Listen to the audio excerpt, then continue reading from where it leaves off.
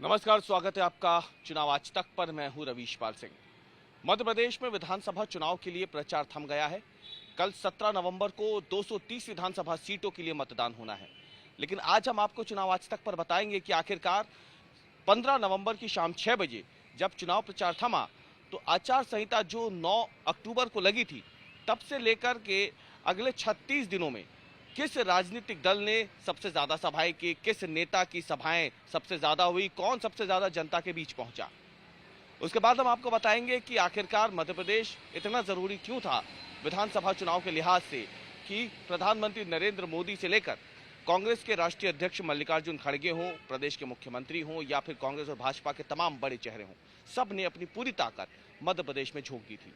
तो सबसे पहले आपको बता दें कि मध्य प्रदेश में अगर चुनावी सभाओं की बात करें तो कांग्रेस और भाजपा दोनों दलों को मिलाकर के देखा जाए तो चुनावी सभाओं में बाजी मारने में सबसे आगे रहे हैं मुख्यमंत्री शिवराज सिंह चौहान, जिन्होंने 230 विधानसभा सीटों में करीब 165 चुनावी सभाएं और रोड शो किए हैं।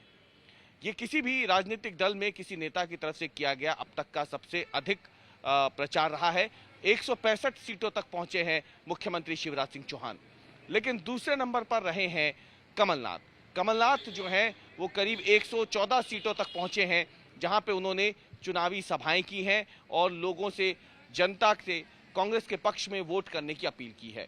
दिग्विजय सिंह भी 100 से ज्यादा जगहों तक पहुंचे हैं, लेकिन दिग्विजय सिंह ने चुनावी सभाओं से कहीं ज्यादा कार्यकर्ताओं के साथ बैठकों पर जोर दिया है और इसके पीछे का मकसद बिल्कुल साफ था, कार्यकर्ताओं के बीच जाकर के संगठन को इस तरीके से मजबूत बनाए रखना, एकजुट बनाए रखना, ताकि वो भाजपा जैसे मजबूत संगठन से मध्य प्रदेश में मुकाबला कर सके। ज्योतिरादित्य सिंधिया ने भी चुनावी दौरों में, रोड शो में कोई कमी नहीं छोड़ी।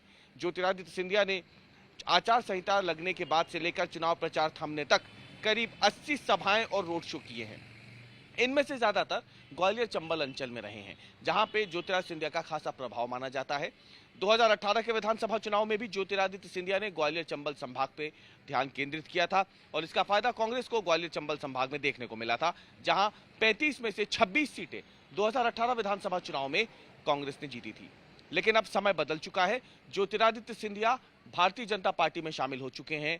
देखना यह है कि इस बार ग्वालियर चंबल संभाग में जो उन्होंने अपना ध्यान केंद्रित किया, उसका फायदा पिछले विधानसभा में जिस तरीके से उनकी पार्टी कांग्रेस को मिला था, इस बार उनकी पार्टी भाजपा को मिलता है या नहीं। अगर हम बात करें दूसरे बड़े चेहरों की तो मल्लिकार्जुन खड़गे की 8 सभाएं रही है, उनका रोड शो रहा है।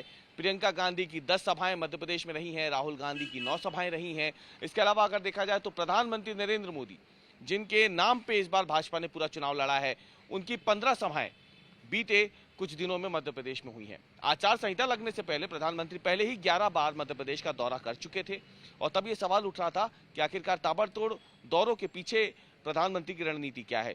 तो भाजपा ने इस बार जो थीम चुनी है चुनाव के लिए वो है एमपी के मन में मोदी, मोदी के मन में एमपी। इसी नारे के साथ भाजपा ने चुनाव लड़ा और चुनाव आचार संहिता लगने के बाद प्रधानमंत्री नरेंद्र मोदी की 14 सभाएं और एक इंदौर का रोड शो वो शामिल रहा है।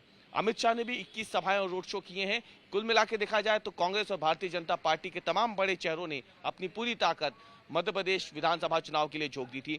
सपा से अखिलेश यादव भी पहुंचे, उनकी पत्नी डिंपल यादव ने भी प्रचार किया है। बसपा से मायावती ने भी आकर के चुनाव प्रचार मध्य प्रदेश में किया है। अरविंद केजरीवाल ने आम आदमी पार्टी के लिए वोट मांगे। लेकिन प्रमुख जो मुकाबला है वो कांग्रेस और भारतीय जनता पार्टी के बीच बना हुआ है। देखना यह है कि ये दोनों दलों ने जिस तरीके से मध्य प्रदेश को अपनी नाक का सवाल बना लिया है, जनता आखिरकार किसे इस बार सरकार बनाने के लिए चुनती है। 230 विधानसभा सीटें मध्य प्रदेश में है और अगर दलीय स्थिति के हिसाब से देखा जाए तो इस समय भारतीय जनता पार्टी सबसे बड़ी है, जो 127 विधायकों के साथ सदन में मौजूद है। 96 विधायक कांग्रेस के पास है। इसके अलावा सपा, बसपा और निर्दलीय विधायक हैं। मुख्य मुकाबला अभी भी कांग्रेस और भारतीय जनता पार्टी के बीच होना है। देखना यह है कि इस बार विधानसभा चुनाव 17 नवंबर को जब मतदान होगा तो जनता किन प्रत्याशियों की किस्मत को जो है ईवीएम में लॉक करती है।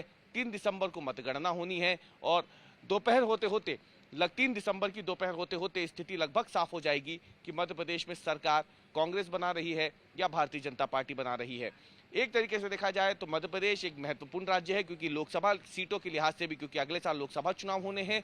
मध्य प्रदेश के इस चुनाव को सेमीफाइनल के तौर पर देखा जा रहा है।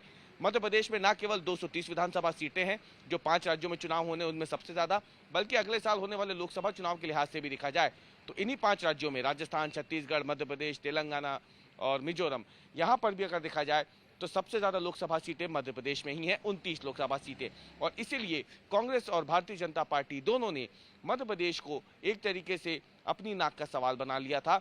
और मध्य प्रदेश जैसा हिंदी बेल्ट का एक प्रमुख राज्य दोनों राजनीतिक दलों के लिए महत्वपूर्ण है और ये हाथ से ना निकल जाए, इसीलिए एक तरीके से दोनों राजनीतिक दलों के सभी बड़े नेताओं ने अपनी पूरी ताकत मध्य प्रदेश में झोंक दी थी। देखना अब ये है कि इनमें से कौन जनता के बीच अपनी पैठ बनाने में कामयाब रहा और जनता आखिरकार 17 नवंबर को इनमें से किसे चुनती है और कौन 3 दिसंबर के बाद मध्य प्रदेश में सरकार बनाने का दावा पेश करता है।